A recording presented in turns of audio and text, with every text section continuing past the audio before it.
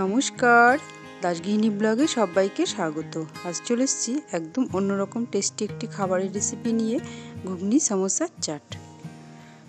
ঘুগনি সমোসা চাট বানানোর জন্য লাগবে ঘুগনি। তো আমি এক বাটি ঘুগনি নিয়েছি। এই ঘুগনিটা আমার বাড়িতে তৈরি করা। তেঁতুলের টক, সিঙ্গাড়া, পেঁয়াজ কুচোনো, শসা কুচোনো, টক দই, আর লাগবে ভুজিয়া বা চানাচুর। তো আমি চানাচুর দিয়ে করব, সেই জন্য প্যাকেট কেটে চানাচুরটা ঢেলে নিলাম একটা প্লেটে।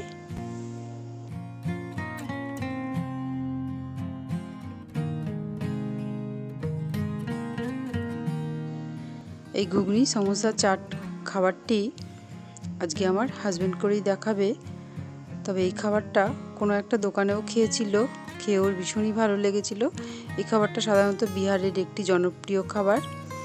তো মাঝে মধ্যেই আমাদের বাড়িতে করা হয়, করলে ওই করে, আর আজকেও বানাচ্ছে। তো সেই জন্য আমি ভাবলাম ভিডিওটা তোমাদের কাছে শেয়ার করি। তো আজকে এখন 5 প্লেট করা হবে। তো প্লেটে ঘুগনি তুলে নিচ্ছে প্রথমে। এখানে 3 চামচ করে প্রতিটা প্লেটে ঘুগনি দিচ্ছে। দোকানে খেতে গেলে নির্দিষ্ট মাপ আছে, সেই পরিমাণই দেয় দোকানদাররা। কিন্তু বাড়িতে এই খাবারটা করে খেতে গেলে ঘুগনির কোনো পরিমাণ নেই, যে যেরকম পরিমাণে খাবে সেরকম পরিমাণে ঘুগনি নেওয়া যাবে।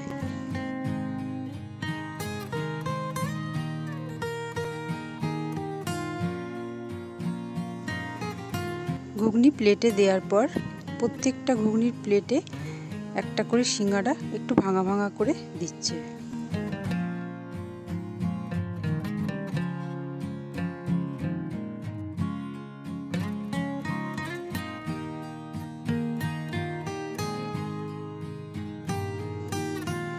ঘুগনির ওপর সিঙ্গাড়া ভেঙে দেবার পর এবার একটু নেড়ে চেড়ে মিশিয়ে দিচ্ছে।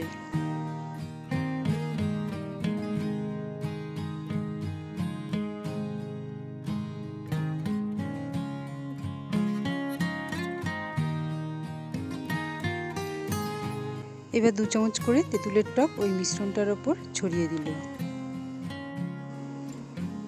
আবারও নেড়ে চেড়ে তেঁতুলের টকটাকে মিশিয়ে দিল।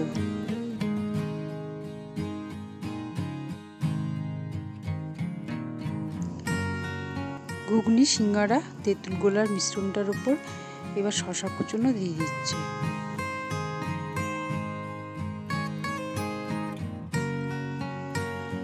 তার উপর দিয়ে দিচ্ছে পেঁয়াজ কুচনো। যারা একটু ঝাল ঝাল খেতে পছন্দ করো তারা এর ওপর কাঁচা লঙ্কা কুচনো দিয়ে নিতে পারো। আর আমি ঘুগনিটা বেশ ঝাল ঝাল করেছি, সেই জন্য আর কাঁচা লঙ্কা কুচনো দিলাম না। এবার ওপর দিয়ে চানাচুর ছড়িয়ে দিচ্ছে। এই খাবারটা ভুজিয়া হলেই বেশি ভালো হয়। দোকানে ভুজিয়াই আনতে গিয়েছিল, ভুজিয়া ছিল না দোকানে, তাই চানাচুর নিয়ে এসছে। তবে চানাচুর দিয়েও কিন্তু খেতে দারুণ হয়।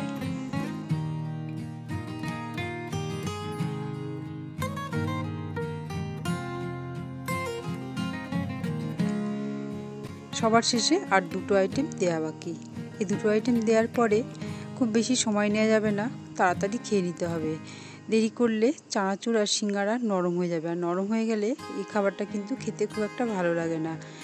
এবার 2 চামচ করে টক দই দিয়ে দিচ্ছে। টক দইটা ফেটিয়ে নেওয়া হয়েছে।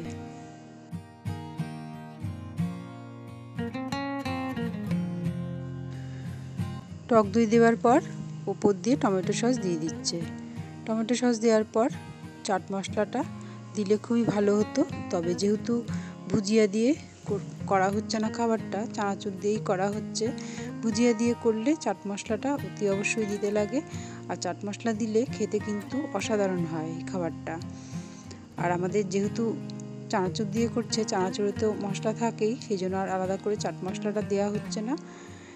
এবার সবশেষে বিট নুন ওপর দিয়ে দিলেই তৈরি হয়ে গেল বিহারের একটি অত্যন্ত জনপ্রিয় খাবার, ঘুগনি সমোসার চাট।